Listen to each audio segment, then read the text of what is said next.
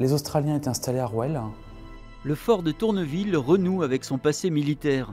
Jusqu'au 22 décembre, le CEM, Centre d'expression musicale, accueille une exposition des archives municipales consacrée au Havre pendant la Première Guerre mondiale. J'ai découvert tout ça parce que cette histoire-là, elle a été effacée par la suite et pourtant elle est très forte. Elle est très puissante de ce que ça dit du Havre, de ce que ça disait du Havre. Et je pense que les Havrais ont à renouer avec cette histoire-là.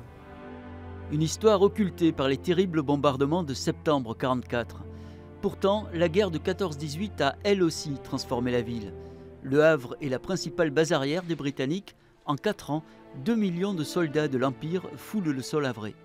Les Havrais qui restent, ceux qui ne sont pas mobilisés, découvrent des Indiens, des Canadiens, des Australiens, des Anglais, des Chinois, et ainsi de suite. Donc toutes les langues de la Terre, dans ce qu'un journaliste havrais a appelé une tour de Babel.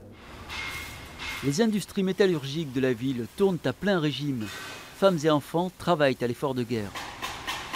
On est bien sur une base arrière, c'est-à-dire qui permet le transit des armées, des soldats, mais également le ravitaillement au même moment. Le Havre est malgré tout sur une ligne de front maritime.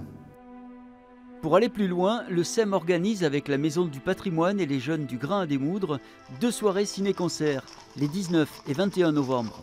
Informations sur le site lecem.com.